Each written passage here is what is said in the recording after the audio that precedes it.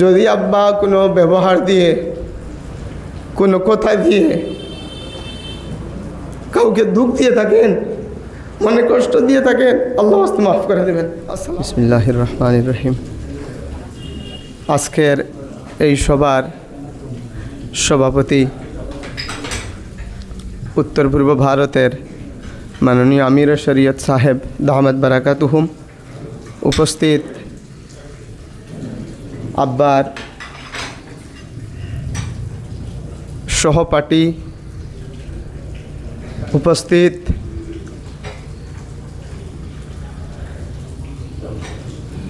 প্রাণপ্রিয় ছাত্র,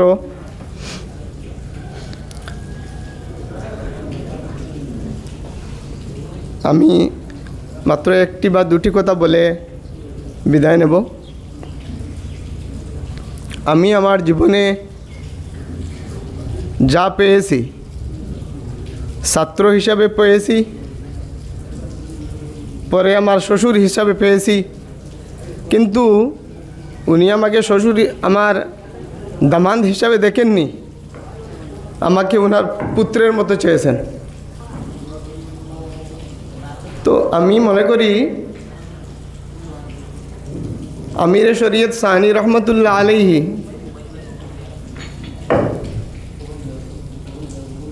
যে সকল নক্ষত্র এ পৃথিবীতে রেখে গেছেন, এর মধ্যে একজন যোগ্য উত্তরসূরি হচ্ছেন আব্বা।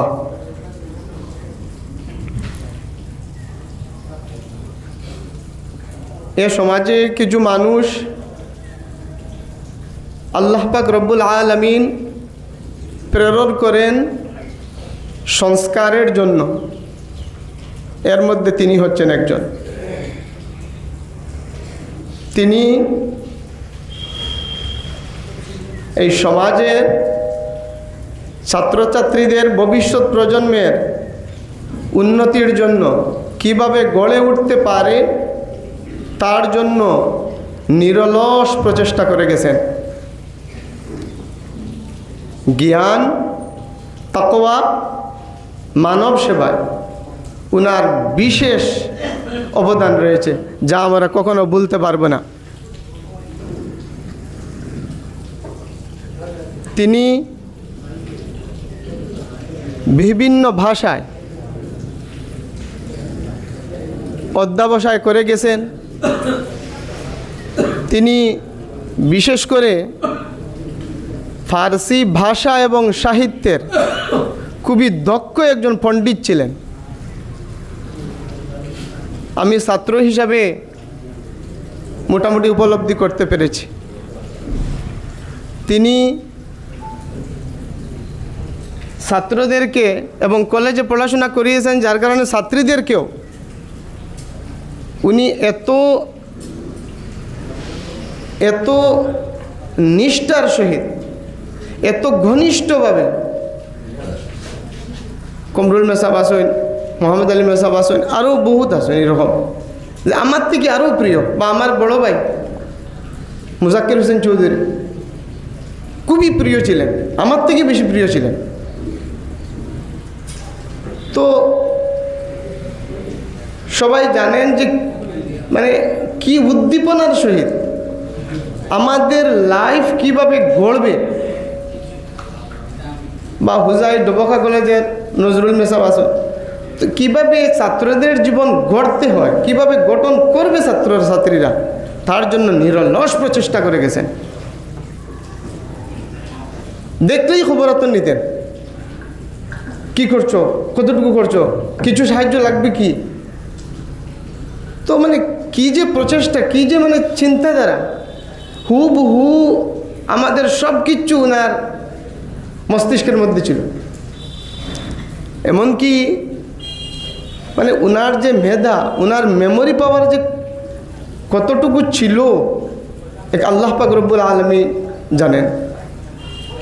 যে কোনো ব্যাপারে কিছু একটা করব, সাপোজ যেমন ওনার বড় মেয়ে তো আমার মিসেস, কোনো ব্যাপারে ক্লাস ম্যাট্রিকের রোল নাম্বার কি এইচএসের রোল নাম্বার আমি করব, কোনো ফর্ম ফিল আপ করবো, তো আমার মিসেস বলতেন আব্বাকে ফোন করে দাও, এগুলো হুবহু মুখস্থ টোটাল। তো এত মেমোরি পাওয়ার ছিল। এরপর আমি আব্বার সাথে একটা কাজ করেছি তসউফের উপর, আখলাকের উপর। বিশেষ করে বড় পীর আব্দুল কাদের জিলানী রহমতুল্লাহ আলাইহির গুনিয়াতুত তালেবিন এই পুস্তকের উপর। তো তখন দেখলাম মানে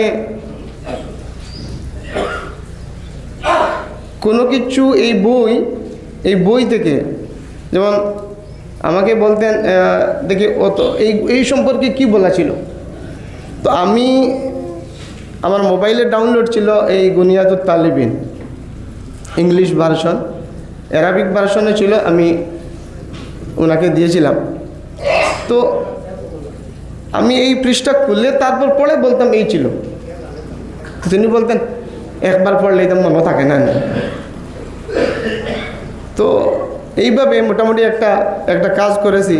তো আমি ভাবছি যে এই তৈবিয়ার ম্যাগাজিন যেটা আছে, এই ম্যাগাজিনে এ সম্পর্কে একটা আমি লেখনী দেব।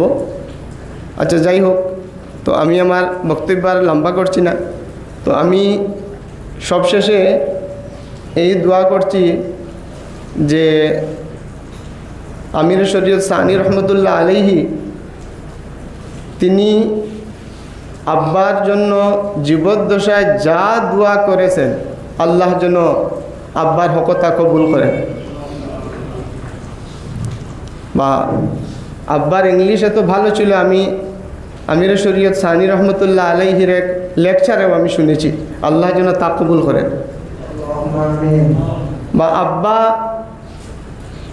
ওনার নিজের জীবনে নিজের জন্য, বিশেষ করে ছাত্রছাত্রীদের জন্য বা পরিবারবর্গের জন্য যা দোয়া করেছেন, আল্লাহ যেন তা কবুল করেন। শেষে আমি উপস্থিত আব্বার ঘনিষ্ঠ প্রাণপ্রিয় সবার কাছে আমি এক বিনম্র অনুরোধ, হ্যাঁ অ্যাকচুয়ালি করা ঠিক নয়, কিন্তু আমি সাধারণভাবে করে নিচ্ছি, যাতে যদি আব্বা কোনো ব্যবহার দিয়ে, কোনো কথা দিয়ে কাউকে দুঃখ দিয়ে থাকেন, মনে কষ্ট দিয়ে থাকেন, আল্লাহ মাফ করে দেবেন। আসসালামু আলাইকুম ওয়া রাহমাতুল্লাহ।